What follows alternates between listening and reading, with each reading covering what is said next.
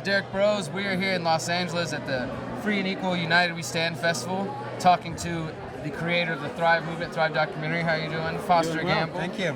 So, what are your thoughts on tonight's event so far? What do you think about the topics? I'm having a blast. To have this kind of music and dancing combined with this kind of information, all in one huge party where you go away having had a great time and gotten really informed and motivated. It's a unique type of thing I think we're going to see a lot more of. Definitely. What do you feel has been the impact since you guys launched the documentary Thrive and the Thrive movement itself, trying to get people active beyond just watching the documentary? How has that response been for you? Well, we've been really heartwarmed by the whole thing because we boldly set out to change the global conversation. And I'm happy to report that there's over 23 million documented views, more than 1 million people a month are seeing it in 27 languages. And that's all great. It's continuing to go viral around the world, and it's helping to wake people up to what's going on. But most important for us, it's motivating people and giving them some clarity about how to organize effective solutions. And as we've traveled to cities all over the world, we have met people who've spontaneously started Thrive Solutions groups. And now I think probably this week we'll cross 1,000 groups in 96 countries, taking on over 200 different issues. And that's all decentralized. The only common denominator is that people who are awake, who want to get something really changed and are doing no violations in their activities. So no new taxes, no coercion in any way. It's all based on principles rather than politics, on integrity and on non-violation. So all that's decentralized, and so I think it really helps. Like the work that you guys do, it's spreading the word, and it's unstoppable because it's decentralized. So coming from a corporate background, what has the response been for you as well to step into this movement, so to speak, this liberty awareness awakening movement? Coming from a background of wealth and understanding some of the things there, has it given you a different perspective? You feel a more enlightened perspective? Well, interestingly enough, I was woken up to the banking scheme, to conspiracy, and to the whole liberty perspective by my own son, who was 28 at the time.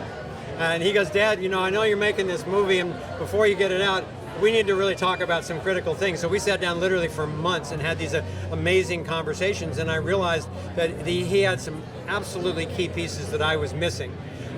So to me, that's an essential part of people waking up to realize that we're not living in a capitalist society. When people say, "Oh, see, capitalism doesn't work along with socialism and communism and so forth," we have not had a true free market. If my daughter puts together, $20 and buys some supplies and sets up a lemonade stand, that's capitalism, as long as the exchanges are voluntary. And so in my studies, with things like there's an Economic Freedom of the World report that comes out every year that shows consistently, year to year, the more free any country is in terms of their politics and their economy, the safer they are, the more secure they are, more prosperous they are, and the happier they are. So my family background, my great-grandfather started Procter & Gamble. So and he was a very honest businessman who ran a successful company. Now, in the meantime, now it's grown to something huge that none of the family members involved. It's become a multinational Fortune 500 company. That had Dick Cheney on the board in the 1990s. So it's no longer something that I'm proud of. I don't use any of their products. It's a perfect example of how a beginning in a true free market then got co-opted by the state intervention and turned into part of this monolithic military-industrial complex. So I think the lessons are all there, and through real freedom, we can hold the people accountable so that they can't hide behind the corporate liability clause. They can't be protected by the government to do all this illegal stuff that the government tells us that they're going to protect us from. So it's been a real education for me. Did you wait your whole life to have a spiritual awakening and find out you're an anarchist? Well, I've always had a real instinct for justice. And for a long time, I grew up in a Republican community. And then I moved to California and began to think that the progressive liberal politics were the most compassionate thing because they were taking care of the disadvantaged and so forth. And then I realized No, that's part of the scam. They do enough of that to fool us into giving them the money, giving them the power, and then they go off and subsidize the Fortune 500, they subsidize GMOs, they wage foreign wars of aggression, and I realized, okay, I got fooled again. So I think what we're doing here at this festival, trying to open up the two-party system is a significant step, because independents need to have enough clout that they can run. We need as enlightened leadership as possible while there is any state at all. And personally, I'm for no state at all. And so I'm all about the transition from here to there. But we need to be realistic that there's going to need to be a transition. Okay, I agree with that. So one last question. In the making of the film and since the release of the film, you touch on everything from that, like we're talking about today: GMOs, the Federal Reserve, the spying, the police state, surveillance state, all these issues. And you had a range of guests, including Amy Goodman, Deepak Chopra, different people talking, who later issued a disassociation letter saying, they didn't agree with, or they were. This wasn't the movie they signed up for, I think were the exact words that they all signed on.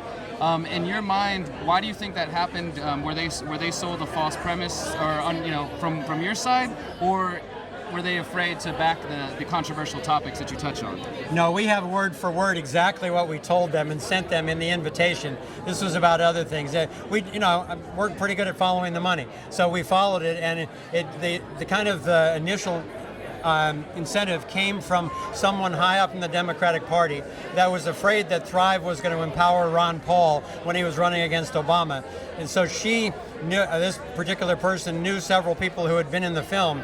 So she contacts them 6 months after the film came out. They had all told us how wonderful the film was and all that kind of stuff.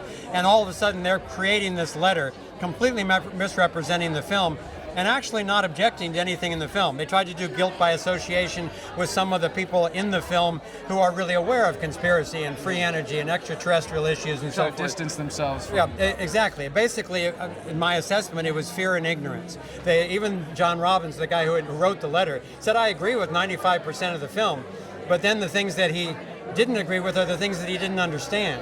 And instead of coming to us and actually talking about, well, what's this conspiracy deal, or what's this free energy, or do you think ETs are really real?